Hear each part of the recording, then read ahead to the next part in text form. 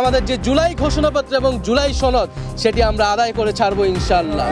জাতীয় নাগরিক পার্টির আহ্বায়ক নাহিদ ইসলাম বলেছেন, জুলাই সনদ বাস্তবায়ন ছাড়া কোনো নির্বাচনে অংশ নেবে না এনসিপি। বৃহস্পতিবার ৩ জুলাই দুপুরে নীলফামারীর সৈয়দপুর উপজেলার হাতিখানা কবরস্থানে জুলাই শহীদ সাজ্জাদ হোসেনের কবর জিয়ারত শেষে তিনি কথা বলেন। নাহিদ বলেন, দেশ গড়তে জুলাই পদযাত্রা শুরু করেছে। উত্তরাঞ্চল থেকে শুরু হওয়া এই পদযাত্রায় মানুষের ব্যাপক সাড়া মিলছে। খুব শিগগির আমরা তা দেশব্যাপী ছড়িয়ে দেব। শুধু ঢাকা নিয়ে উন্নয়ন নয়, উন্নয়ন চিন্তা থাকতে হবে গোটা দেশ নিয়ে। ছাত্র জনতার আন্দোলনে ফ্যাসিস্ট সরকারের পতন হলেও মাফিয়া তন্ত্র শেষ হয়নি। আমাদের লড়াই সংগ্রামের ইতিহাস ধরে রাখতে হবে।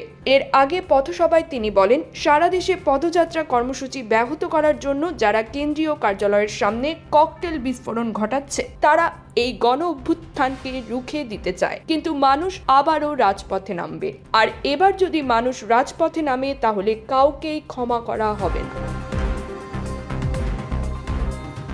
কবর জিয়ারত শেষে এনসিপির দক্ষিণাঞ্চলের মুখ্য সংগঠক হাসনাত আবদুল্লাহ বলেন, যে ত্যাগ নিয়ে সাজ্জাদ হোসেন শহীদের প্রত্যয় নিয়ে মাঠে নেমেছিলেন, বৃহস্পতিবার তার স্মরণে তৃতীয় দিনের পথযাত্রা পঞ্চগড়ে গিয়ে শেষ হবে। তিনি আরও বলেন, প্রশাসনের সংস্কার এবং সংবিধান পরিবর্তন এখন সময়ের দাবি। অভ্যুত্থান পরবর্তী বাংলাদেশে বিগত 1 বছরে আমাদের যত আশা আকাঙ্ক্ষা ছিল তার সঙ্গে প্রাপ্তির মিল পায়নি।